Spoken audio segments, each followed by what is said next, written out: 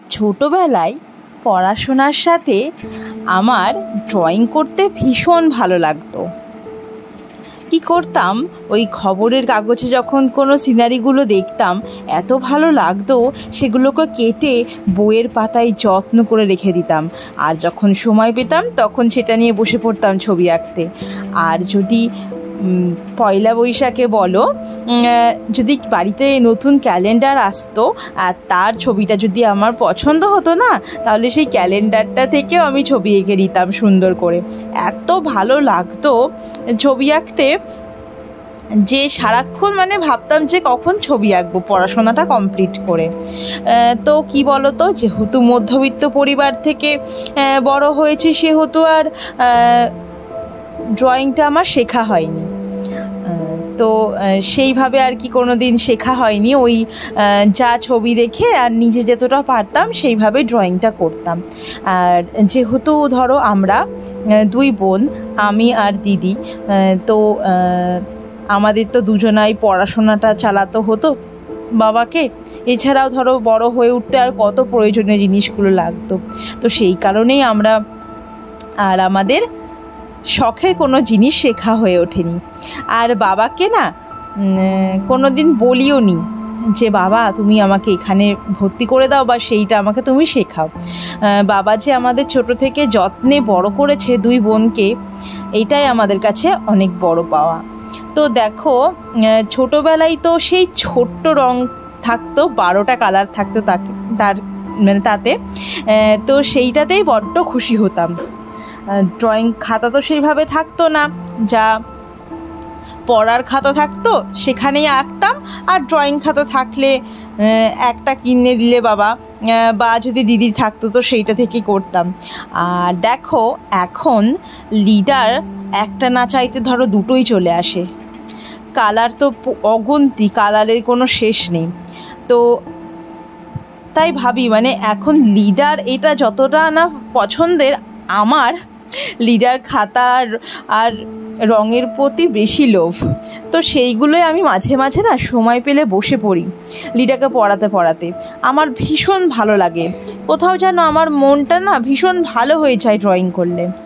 আর ছোটোবেলায় যদি কখনো বা বড় কালার পেয়েছি তো আনন্দে আর সীমা থাকতো না। বারবার যত্ন করে সেটাকে রেখে দিতাম। আর ভেঙে গেলেই কালারটা যদি মধ্যেখান থেকে ভেঙে যেত তো কি দুঃখ হতো।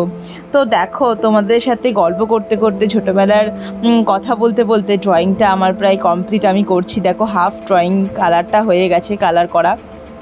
তো এই ছবিটা না আমি ফোনে দেখলাম, আর আমার গ্রামের দৃশ্য সত্যি কথা বলতে এত ভালো লাগে, তো আমি আর না ড্রয়িং করে উঠে না পারলাম না। তো আমার তো ড্রয়িং করতে ভীষণই ভালো লাগে। আর লিডাকেও দেখেছি যে ও ড্রয়িং করতে ভীষণ ভালোবাসে। আর লিডার বাবা তো অসাধারণ ড্রয়িং করে, ওর তো ধারে কাছে আমি তো যেতে পারবো না, এত ভালো ড্রয়িং করে ও। শুধু কালার দিয়ে কি সুন্দর ড্রয়িং করে, ধারণার বাইরে। ভীষণ ভালো ও ড্রয়িং করতে পারে আর কি। আগে করতো, এখন না সময় হয়ে ওঠে না বলে আর পারে না বসতে কালার পেন্সিল নিয়ে। তো লিডাকেও দেখি যে খুব সুন্দর, ও একটা এমন ছবি আঁকে আমি অবাক হয়ে যাই যে এত ভালো আঁকতে পারে। তো সেইটাই আর কি। আর ছোটোবেলায় না আমার মাও ভীষণ দেখতাম যে মার হাতের লেখাও ভীষণ ভালো। আমার মা খুব ভালো সেলাই করতে জানে। মা ছোটোবেলায় দেখতাম যে পাশের বাড়ির বিয়ে হলে না মা দেখতাম যে সাজিয়ে দিচ্ছে, চুল বেঁধে দিচ্ছে, কলকা করে দিচ্ছে, সেইটাই মনে হয় আমি পেয়েছি জানো। তো সেই কারণেই হয়তো আমার ড্রয়িং আর এই সাজানোর প্রফেশনটার প্রতি এত আমার ইন্টারেস্ট গ্রো করেছে, হয়তো বা মার থেকেই পেয়েছি। তো আমার না দুখানা শখ বলতে পারো, একটা ড্রয়িং আর একটা সাজানো। এই দুটোতেই আমি খুব ভালো থাকি। কোথাও গিয়ে আমার সারাদিনে মনটা খুব ভালো হয়ে যায় আমার কাজটাকে নিয়ে আমি করতে পারলে। তো তোমাদের সাথে দেখো, গল্প করতে করতে আমি কালার করে নিচ্ছি।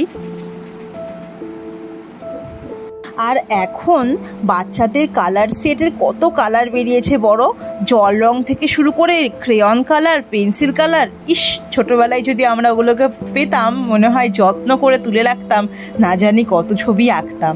তো তোমাদের সাথে দেখো গল্প করতে করতে আমার পুরো ছবিটা আঁকা হয়ে গেল। আমি আগে একটা ছবি পোস্ট করেছিলাম, তাতে তোমরা এত ভালো ভালো সব কমেন্ট করেছো, আমার ভীষণ ভালো লাগে জানো তো তোমাদের কমেন্টগুলো পড়তে। কোথাও গিয়ে দিনের শেষে সংসারের কাজ সেরে মনটা ভীষণ ভালো হয়ে যায়।